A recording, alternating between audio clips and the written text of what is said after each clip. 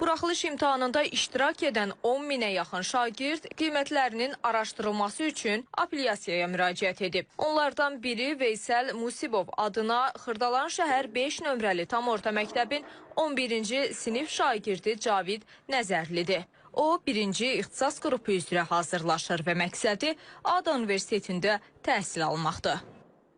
Müraciətdən əvvəl balım 266 idi, ümumi balım və 2 dənə Azərbaycan dili, bir riyaziyyat, bir ingilis dili fənni üzrə müraciət etdim. Apellyasiyadan sonra 268 oldu balım. Az görünə bilər, amma əlbəttə ki, bu mənim üçün bloka daha yaxşı hazırlaşmaq üçün motivasiya oldu. Mənim ixtisasım birinci qrupdur, yəni orada çox rəqabət var. Ona görə hətta 0.1 bal belə səni bəzi şeylərə daha üstün tuta bilər. Bu il ümumilikdə apellyasiyaya 10.980 şagird müraciət edib və onların 31.982 yazı işi qiymətləndirilib. Onlardan 1824-ünün yazı işində qiymət düzəlişi edilib. 30 abituriyentin yazı işinə verilən bal isə apellyasiya komissiyasının qərarı ilə endirilib.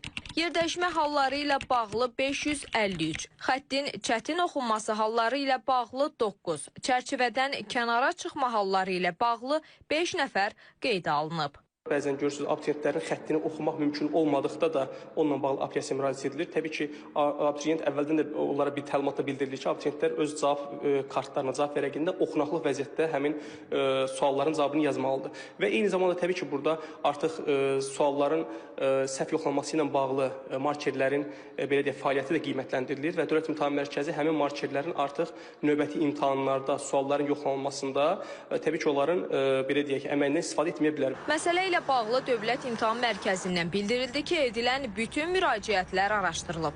Haqlı iradlar nəzərə alınıb. Digər iddialarla bağlı isə şagirdlərin elektron apellyasiya ərizələrinə hər iş üzrə ekspert rəyi əlavə edilib. Onlardan 340-ı heç bir yazı yazmadığı təqdirdə, 532-si isə yenidən yoxlama zamanı tam bal ilə qiymətləndirilib. Qaldı ki, 30 abituriyentin ballının yenidən yoxlanma zamanı azaldılmasına qurumdan bildirildi ki, bu ekspertlərin rəyi ilə aşağı salınıb. Müraciətlərin daha çoxu mətnlərdə verilən məlumatlarla bağlı tapşırıqda tələblər olsa da, şagirdlərimizin o yazı işlərində mətnə aid olmayan, mətndə olmayan hansısa özlərinin əvvəldən bildikləri bir məlumatlarla cavab yazmalarına görə olur. Xarici dil fənnində elə xəttin oxunmasında çətinliklə bağlı müraciətlər çox idi.